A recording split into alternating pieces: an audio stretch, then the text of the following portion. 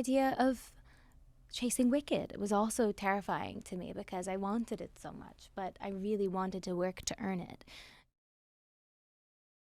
I love projects that scare the living hell out of me. You know, I was terrified to put my album out every time.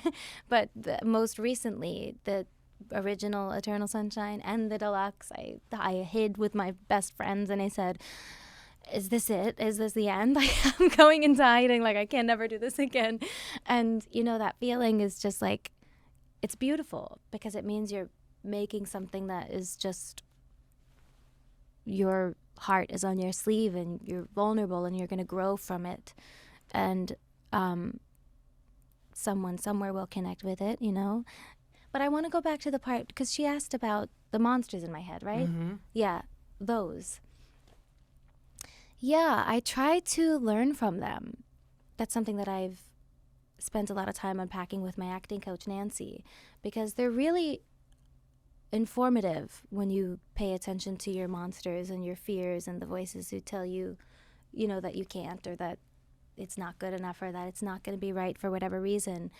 There's always something to learn from those guys. But when it comes to showing up on set on a day when you have to get the work done and you need them to leave you alone, or when it comes time to walk into the audition, you have to kind of ask them to leave.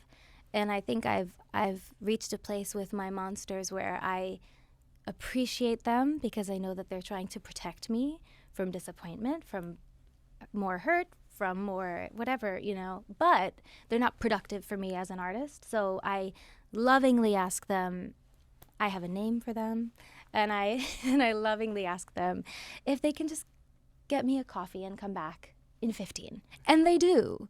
I think that's like a big part of trauma work, actually, is like befriending those monsters and learning that, like, little things that you've developed along the way, little, you know, since I was a little girl, I had OCD, like all, you know, things are trying to protect you.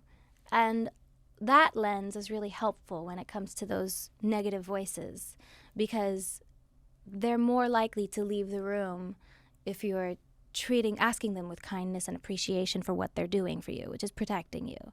So that is my answer to that. And then the last part was something about, like, where are you going from here? Mm-hmm.